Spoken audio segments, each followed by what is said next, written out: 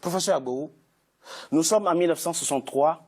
Le président Sylvanus Olympio décide de rompre les accords monétaires avec la France et frapper une monnaie nationale. Il sera assassiné 3 jours plus tard. Thomas Sankara voulait ce qu'il appelle pour son pays une autonomie économique. Il sera assassiné lui aussi.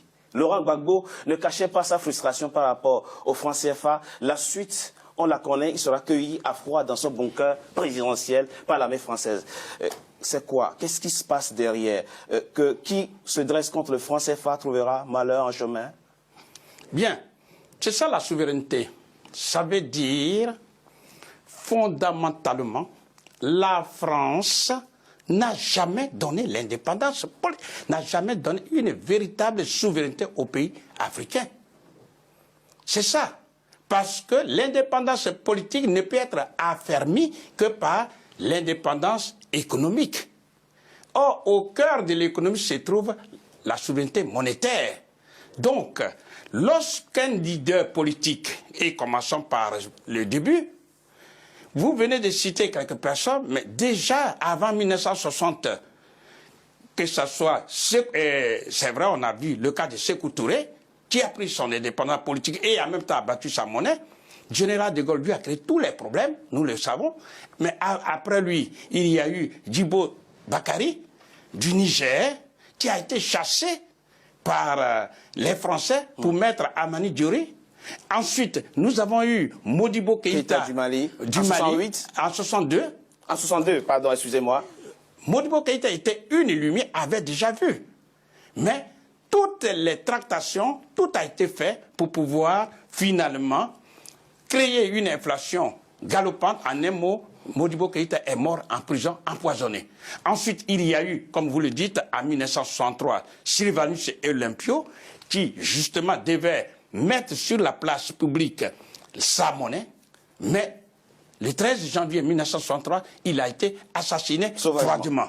Ensuite, il y a eu ce qu'on pourrait appeler François Nguetta Tombalbaye du Tchad, qui a été aussi bombardé par les Français le 13 avril 1975. Le Libyen Kadhafi, qui justement voulait mettre la monnaie africaine en marche et a dégagé tous les moyens. Et le 20 octobre 2011, il a été tué par la France et les autres pays alliés à la France. Et enfin, le président Laurent Gbagbo. Et j'aimerais, c'est là surtout il faut tirer les leçons. Lorsque la France a compris que le président Gbagbo n'avait plus d'autre choix que de battre sa monnaie, eh bien, la France a donné l'ordre et toutes les banques en Côte d'Ivoire ont été fermées immédiatement sans sommation. Et les réserves de votre pays, la Côte d'Ivoire, ont été bloquées. Non seulement ça, mais ce que je voudrais qu'on comprenne, parce que beaucoup n'ont pas encore compris, hélas. Lorsqu'on ferme une banque, toutes les banques, le chef d'entreprise ne peut pas aller retirer de l'argent. Donc, il ne peut pas faire marcher son entreprise. Il ne peut pas payer non plus les salaires. Ça, c'est un. Lorsqu'on ferme toutes les banques, le ménage ne peut pas aller retirer de l'argent. Donc, on ne peut pas nourrir la famille. On ne peut même pas se soigner. Du coup, on organise ce qu'on appelle un blocus. Un chaos économique pour obliger la population à se retourner contre le président Laurent Gbagbo dans ce cas d'espèce. Ça veut dire c'est une arme puissante que détient la France pour pouvoir maintenir en esclavage moderne déguisé tous ces 15 pays d'Afrique qui utilisent sa propre monnaie. Il faut que les Africains sachent ça.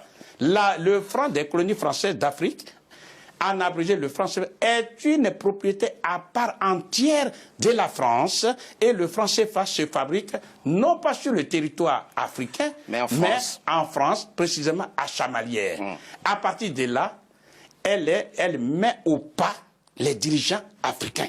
C'est ça que les Africains doivent comprendre. Ça veut dire qu'il n'y a pas d'autre solution. Si ces pays veulent se développer, il n'y a pas d'autre solution que de rompre de façon unilatérale avec le franc des colonies françaises d'Afrique.